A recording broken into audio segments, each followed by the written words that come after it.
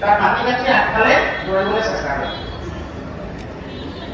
আৰু সাধাৰণভাৱে ৰৈ থাকিব 1 2 3 4 5 6 7 8 9 10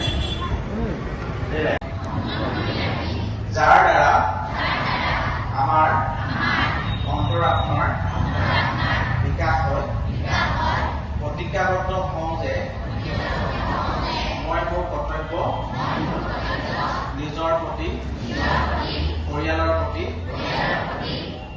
কৰ্মৰ প্ৰতি সমাজ আৰু ঈশ্বৰৰ প্ৰতি শান্তি স্বাস্থ্য আৰু আনন্দৰে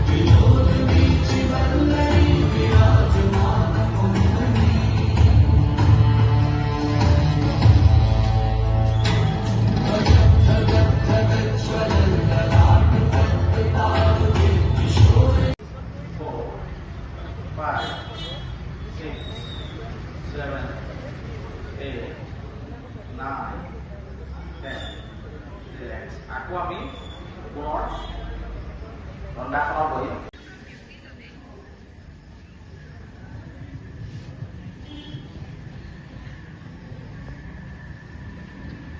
ঠিক নেক্সট আকৌ আমি লাহে লাহে ভৰিকেইটা আমি চপাই লম।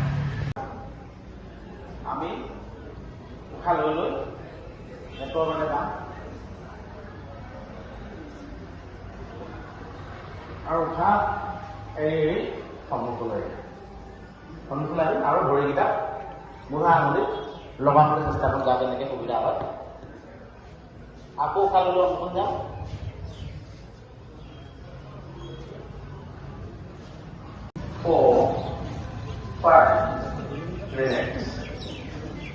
যদিও আমি এইটো 20 ছেকেণ্ডমান কৰিবলৈ চেষ্টা কৰিম। 2 4 5 relax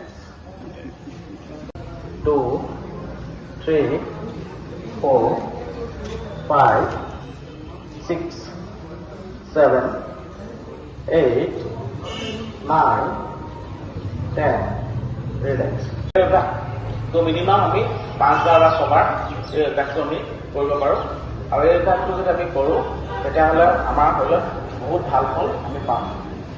ইয়াৰ পৰৱৰ্তী পৰ্যায়ত আমি 2 3 4 5 তাৰ পৰৱৰ্তী পৰ্যায়ত হাত দুখন পিছলৈ লৈ যাব, অলপ ৰিলেক্সেশ্যন কৰি ল'ব আৰু মূৰটো নমাই দিব।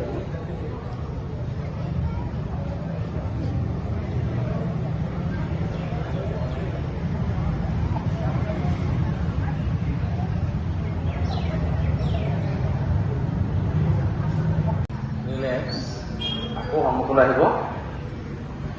দণ্ডাসনত আপোনালোকে বহিব,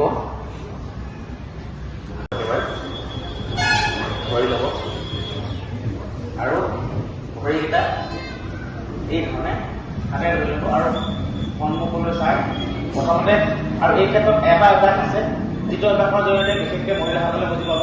পেটৰ বিষৰ যদি সমস্যা থাকে, বাটাৰফ্লাই যেতিয়া আপোনালোকে প্ৰত্যেকটো যেতিয়া ৰাতিপুৱাই মিনিমাম 20 বাৰমান কৰা হয়, তেতিয়াহ'লে আৰু আপোনালোকে যদি ইয়াৰ পৰৱৰ্তী পৰ্যায়ত তেতিয়া লাহেকৈ সন্মুখলৈ দি যাব, সন্মুখলৈ কৰি ৰখিব। আপোনালোকে সন্মুখলৈ ৰাখিব আৰু বেক ষ্টেপ কৰিবলৈ যিমানটো পাৰে চেষ্টা কৰিব।